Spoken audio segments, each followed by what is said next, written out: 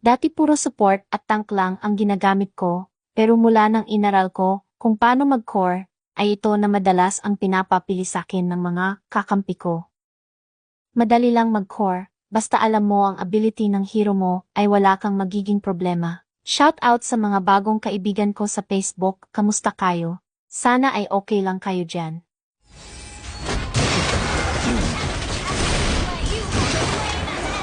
Pahingi naman ng thumbs up sa mga Granger user dyan. Sana makalaro ko rin kayo sa mga susunod na laro ko.